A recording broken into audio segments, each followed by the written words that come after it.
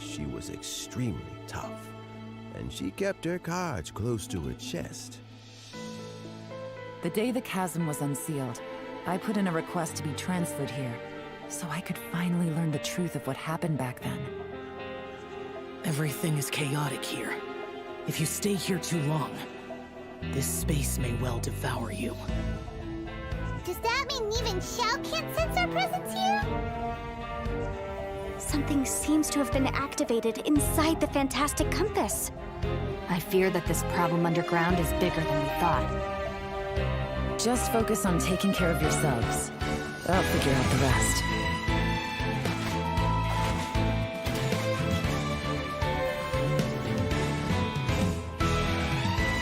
Gotcha! Busted! Here comes the catch. Maybe I should make better use of my time.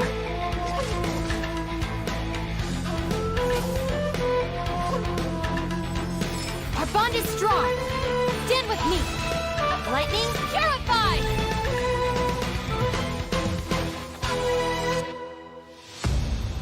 No, it's still alive. Why would you become like this? That sounds like Xiao! Could he be in trouble? No way! Was that who I think it was? Something's not right. Something's wrong with this domain. Leave now! Get out of there! I lured you here to this underground space because I found your weakness. Die here with me!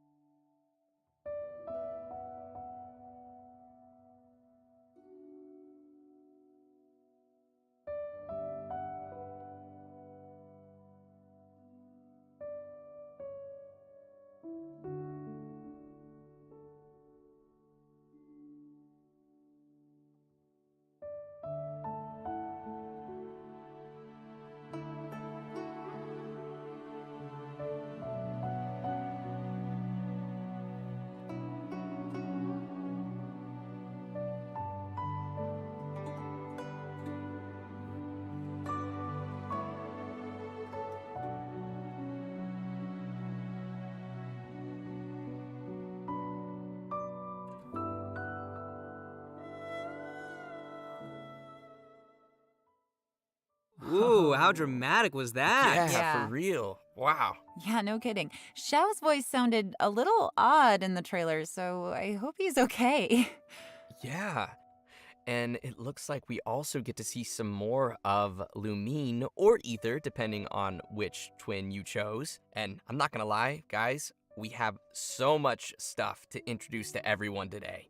I'm pretty sure that everyone's waiting to see all these new characters and what their new event wishes will be, so let's get started with that. Yeah. In the early part of version 2.7, our new playable character, Yelan, will be appearing in her own event wish. At the same time, our old buddy Xiao will also be returning for a rerun in his event wish. In the later part of version 2.7, Arataki Ito That's me. will be making a return alongside his deputy leader, Kukishinobu, in his own event wish. Ah, Kukishinobu. She's a dreamboat. She can do anything. Also, in terms of weapons, travelers can expect to see an all-new weapon banner featuring the new 5-star bow, Aqua Simulacra. And that covers the new event wishes for version 2.7. Next, we have a quick trailer to give us a preview of the first of our new characters, Yelan. Roll tape!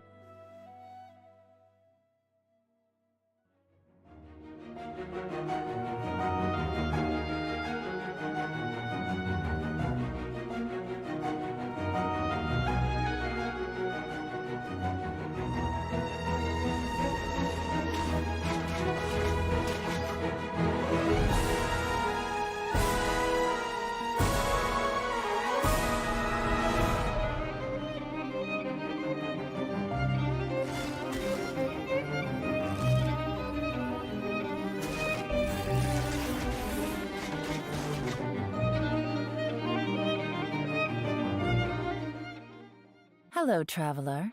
Call me Yelan. I think you may need my help, and I just so happen to be interested in some information you have. In other words, you scratch my back, I'll scratch yours.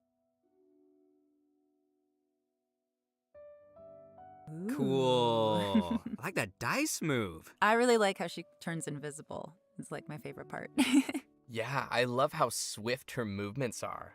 Like, ooh. And that dash? Yeah, Oh, super cool. Totally. That's dope. And what a silky smooth voice. Aw, shucks. So many of you may already recognize Yelan from when she appeared in the chasm. Her archery skills are pretty impressive.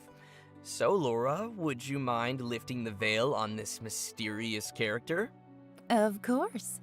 Yelan is the mysterious owner of the Yenshang Tea House in Liyue.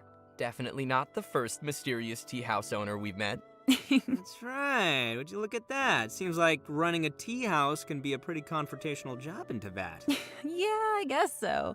Actually, though, being a tea house owner is not the only identity Yelan has. In fact, you could say that Yelan is a person with many different faces. She relies on her acting skills to naturally blend into any social setting, pull some strings to guide the course of events, and then, poof, disappear before anyone's noticed. Her activities have taken her across the other nations of Teyvat, and even to the Abyss. All right, nice. So she also travels around Teyvat, like the Traveler. Wait, yeah, but maybe a little more dangerous looking than our traveler? Hey, the Traveler can be dangerous. Well, Sure, Zach. Yelan prefers the thrill of exploring dangerous places and living on the edge a little. Interesting. If you ask me, Yelan is starting to sound more like a special agent type of character. Well, sounds like you are following the clues, Zach. Yelan is actually a special intelligence officer that reports to Ningguang, and she serves as a reliable line of defense in protecting Liyue. Even those on the inside like Ganyu don't know the full extent of Yelan's duties. So in other words, Yelan works under Ningguang? Kinda, but I wouldn't put it quite like that. To Yelan, her relationship with Ningguang isn't about rank, it's more about a collaboration. Ningguang arranges dangerous work, and Yelan brings her the resulting intel. This sounds so secretive. I'm kind of curious about how these two started working together. Yeah, me too. Yeah, well, we'll just have to wait and see. Speaking of her work, Yelan keeps tabs on any extraordinary individuals she comes across and puts them on a list. It wouldn't surprise me if we even found the Traveler on her list, and that she's been keeping a close eye on them. Wait, are you serious? Maybe. Maybe not. Anyway, as someone who works in special intelligence, Yelan is a master of disguise and an expert at seeing through people and understanding what they're thinking. So, if you'd like to see how Yelan operates in tough scenarios and works to uncover the truth, then be sure to check out her story quest, Perilous Chapter, dropping in version 2.7. Sweet. Okay, so now that we've heard a little bit about Yelan's background, how about we talk about her combat capabilities? Let's do it! Yelan wields a bow and manipulates a hydro vision, and in combat, she's a hydro DPS character that combines rapid attacks with agile mobility. She's an expert at weaving in and out of dangerous situations by swiftly moving across the battlefield and rejoining the fray with powerful attacks. She's so agile. You know, she may move as gracefully as a flower petal in the wind, but do not cross her. She is a beast with that bow. After a short time out of combat, Yelan will enter a breakthrough state, which will cause her next charged aim shot to have decreased charge time. And once charged, she can fire a breakthrough barb that will deal AoE hydro damage. Yelan's speed becomes quickly apparent in her elemental skill, Lingering Lifeline. Tapping or holding the skill button allows her to move rapidly using her lifeline, marking opponents along her path. When her rapid move ends, the lifeline will explode, dealing hydro damage to marked targets. Yelan also has a fixed chance to reset her breakthrough state, based on the number of opponents marked. Ooh, cool. So we'd better try to mark a whole crowd of enemies to maximize the damage. Her elemental burst, depth, Clarion Dice, deals AoE hydro damage and creates wondrous dice, which aid her in battle. The dice follow the character around and will initiate a coordinated attack when your active character uses a normal attack, and each time Yelan's lifeline explodes and hits opponents. With Yelan's passive talent, Adapt with Ease, the active character's damage increases over time while the dice are active.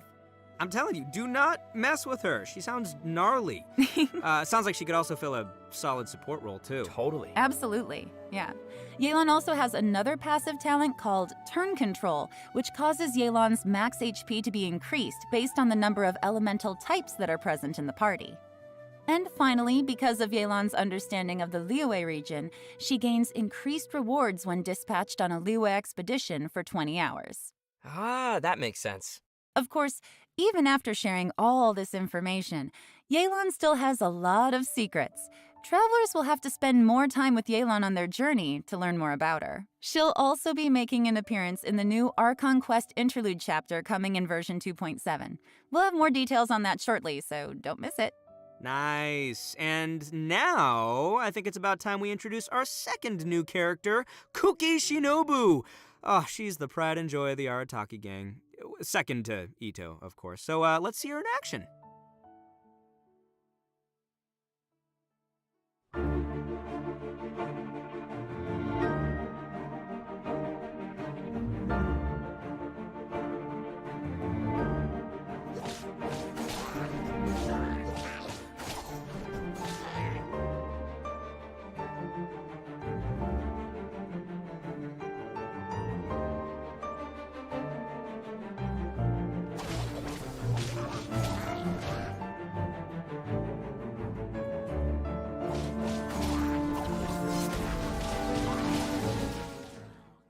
Just let me know if you ever find yourself in a pinch.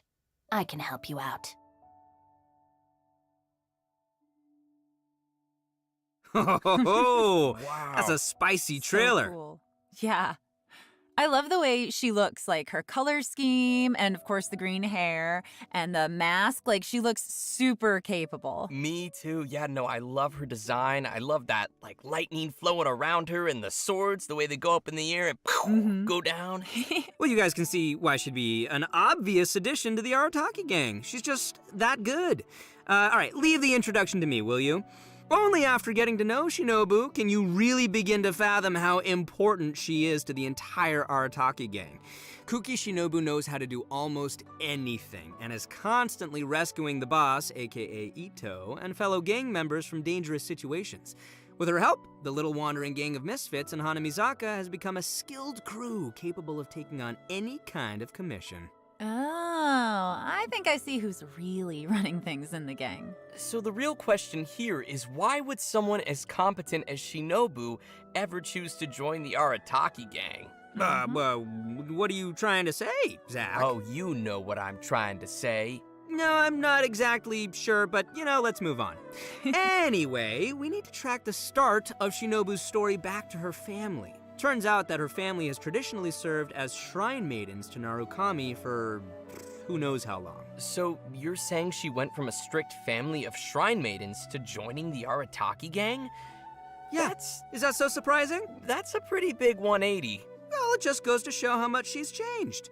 When she was younger, Shinobu was sent as an understudy to the Grand Narukami Shrine, but after a certain incident, she started to doubt whether she was really suited for the strict life of a shrine maiden. So Shinobu decided to leave the path of her family behind and search for a path of her own. Out of curiosity and personal interest, she took the initiative to learn a variety of crafts and skills, and it wasn't long before she obtained many certificates. So many, in fact, that she can't even fit all her qualifications on a business card. For example, Shinobu even went to study law in Liyue, which is when she met Yanfei. So they know each other.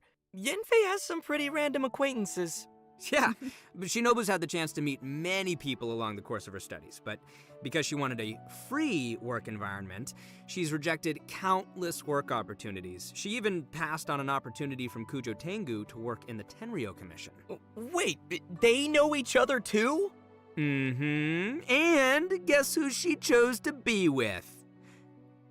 You can guess. Ningguang? It's the Arataki gang! Oh, yeah. Yeah, For that some reason. Guys, I'm so excited. is great.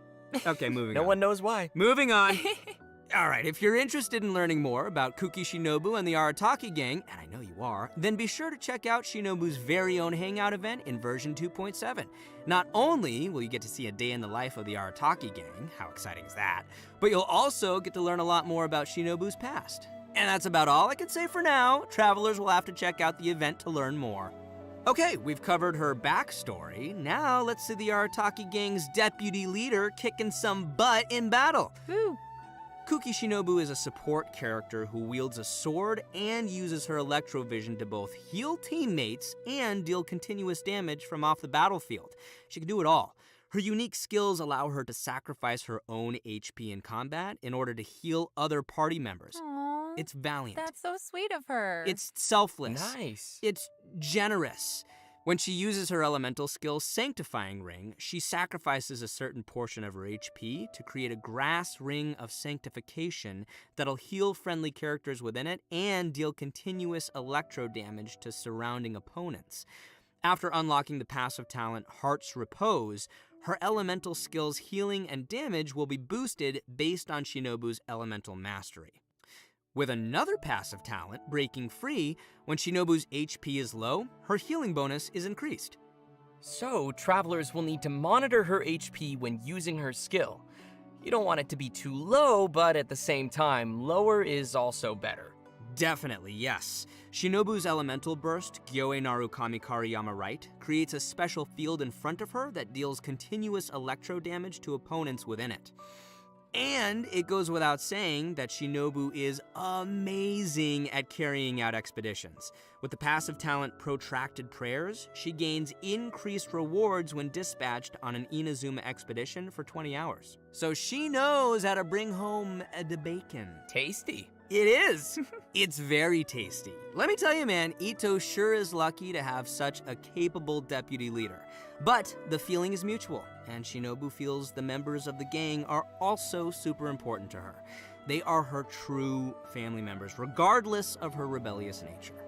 Although Shinobu has to bail them out of trouble over and over again, the gang is the only place she feels truly free and at peace. I think it's great that they found each other. Yeah, definitely.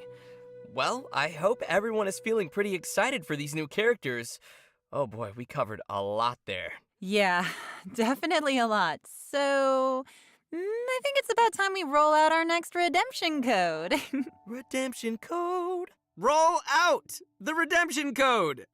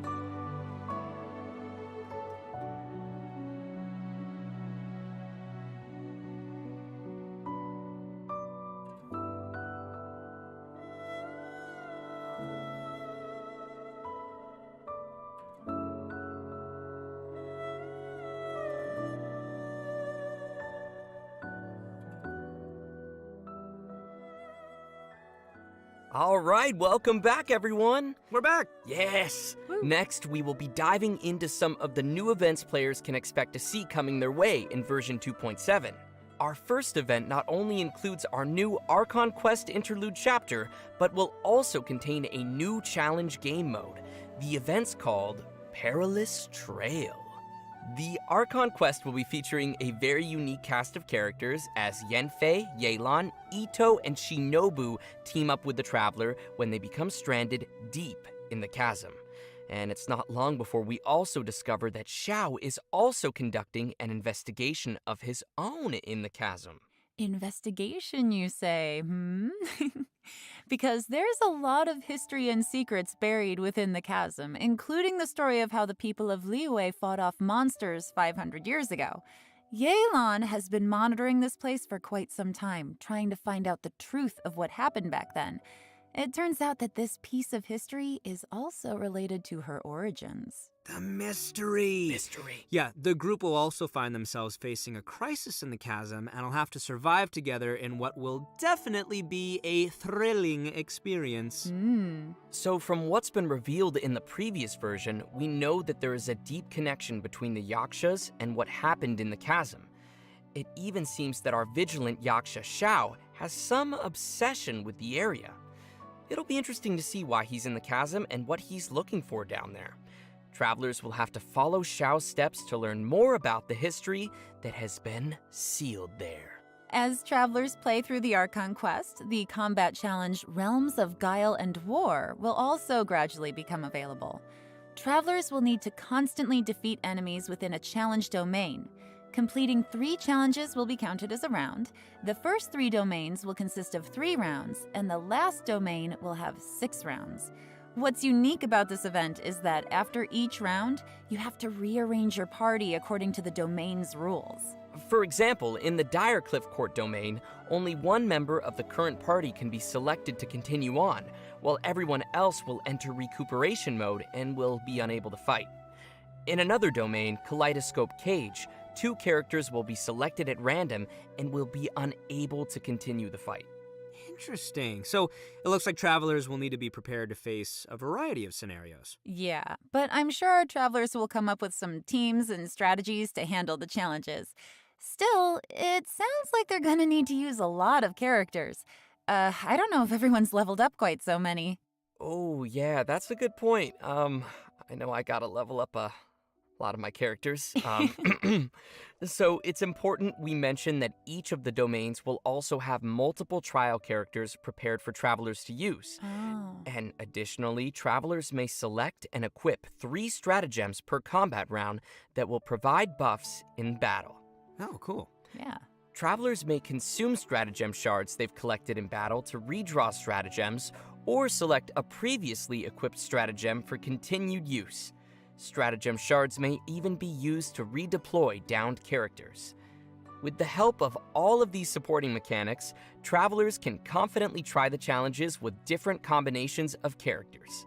Yeah, and in addition to exchangeable rewards in the event shop, everyone should remember to also collect rewards from the challenge quests on the event page. The rewards will include an event-exclusive 4-star bow called Fading Twilight. Ooh, Fancy. sounds cool. So you guys have got to check out this event. Oh, I definitely will. All right, our next event is called A Muddy Bazaar Adventure. This one also takes place down in the chasm. That darn mysterious chasm. So mysterious. For reasons unknown, some dark, mud-like substance has come pouring out of the caverns and mines of the chasm, and once again, the Sumeru scholar Hosseini has appeared to help us resolve the crisis. In this event, we will have to deal with constantly oozing dark mud, as well as monsters that have been strengthened by its effects. Ooh, creepy. Yeah. With the help of Persina Spike, we'll need to clear the mud, weaken and defeat monsters, and let the spike purify the surrounding area while energizing itself. Attacks from monsters will disable the spike, so travelers must be sure to protect it. Also, when the spike is operating normally, using blooming light with a lumenstone adjuvant of a certain level will clear out nearby oozing concretions, granting the spike additional energy and speeding up the charging process. Oh, heck yeah. Nice. As the event progresses through different phases, uses for the spike will also change. For example, the spike could release shockwaves at intervals that attack opponents and dispel the buffs that those opponents possess. Also, the challenge objectives will change throughout the event. In some challenges, travelers may have to defeat the enemies in a limited amount of time, while in others, travelers will have to escort a hot air balloon to its destination while clearing out dark mud along the way. In the last phase of the event, travelers will have to clear dark mud and defeat monsters to reach a high score. In this challenge, powerful opponents will appear and travelers may defeat them to earn more points. Travelers will need to be careful of the dark mud as it drains HP and affects our ability to move. So be sure to stay safe and make quick work of any enemies you encounter. Keep yourself alive! Yeah. I'm up! So, you guys remember how I said that Shinobu studied law in Liyue before? Well, to celebrate her graduation, we're holding a special event. The almighty Arataki Great and Glorious Drum Along Festival, which, in case you didn't catch that, is gonna be another rhythm game event. Yes, rhythm game, rhythm game. Rhythm game! Rhythm game! Yep, and we're gonna be shaking things up a little from the previous music games. This time, travelers will be receiving a drum, so the game will be changing to a playstyle that is a little more suitable for a percussive feel. It'll probably be best if we just show the travelers how it works, so let's take a look at how to play. All right, here we go. Yes, pro mode. That's the only kind of rhythm game I want to play. Let's go, drum in hand. All right, it's like one of the semicircle style ones. Yeah. I can get behind that. Okay, so you gotta use two hands. Good. All right.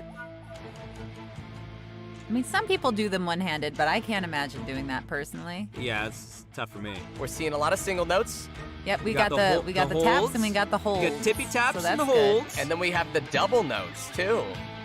You have to hold them down at the same time. Nice, multitasking. I'm really loving this.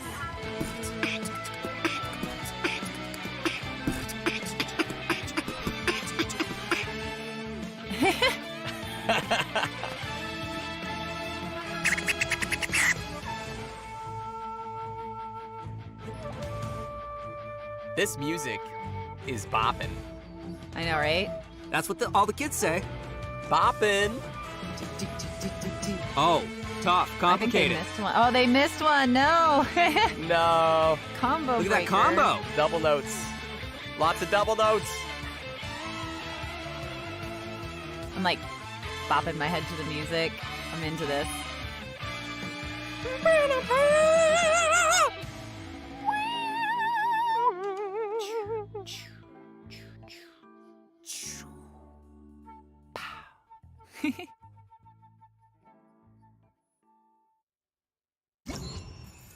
Time to shine. Oh, how fun is that? Oh man, that looks so fun to play.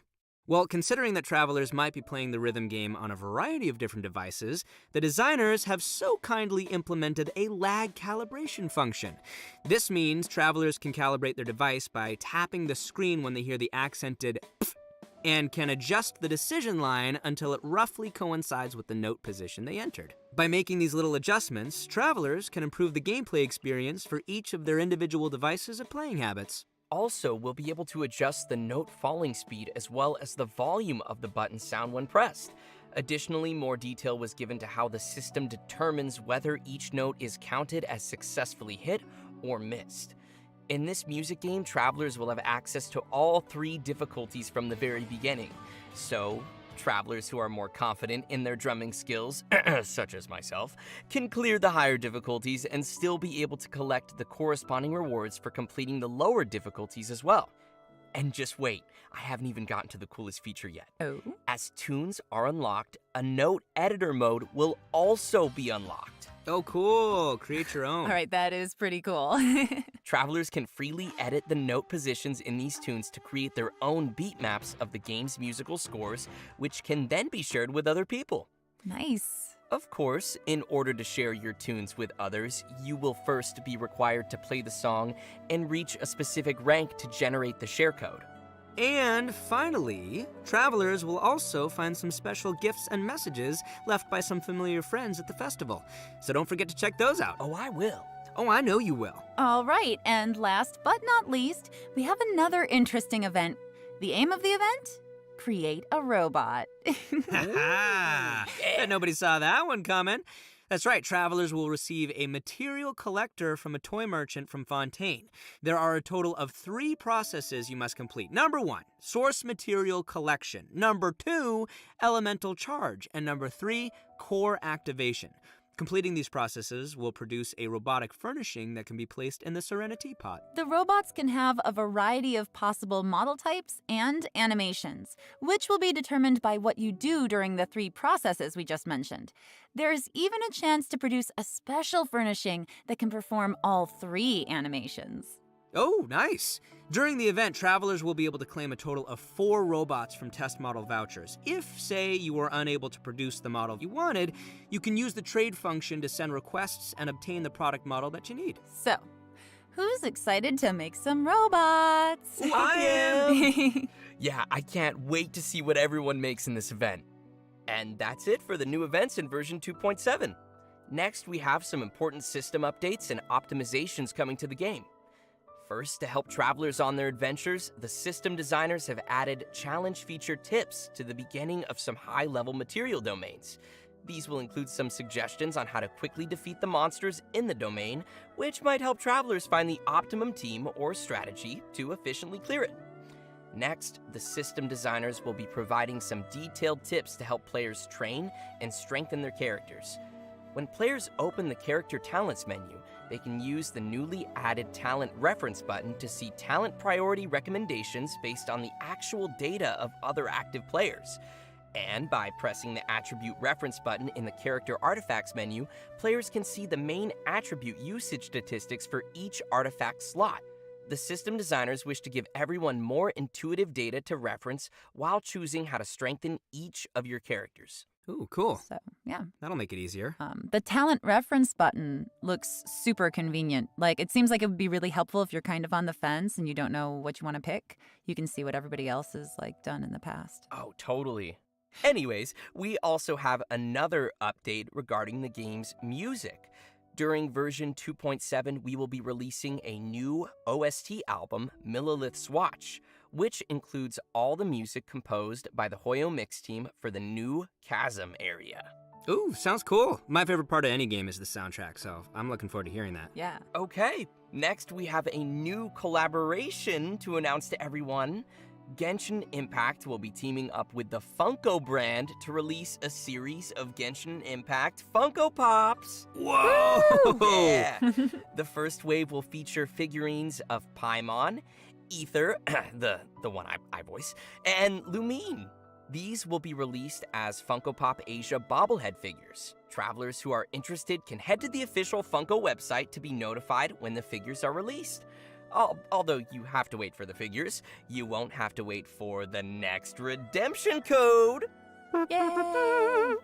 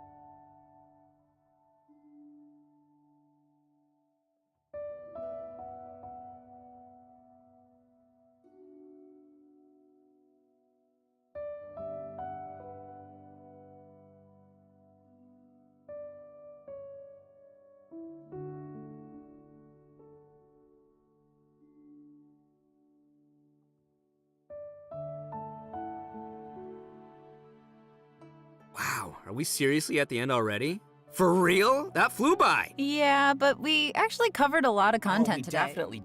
We did cover a lot, didn't we? And as usual, I gotta ask you guys, how did you like being on the special program? Super fun. It was great. I love my little chibi. And I'm super excited to have gotten to give Yelan a formal introduction, so that's nice. And I'm really excited for people to meet Kuki. Yeah. Oh my gosh, there's so many things coming. The rhythm game. The rhythm game. Rhythm game. Yes. And building a robot. I'm excited for the storyline as well to see, more of what is happening down there in the chasm. There's a lot going on down there. But yeah, I guess that is it for today's special program. Thanks for watching, everybody, and we'll see y'all next time. Thanks, everyone. Bye. Bye, guys.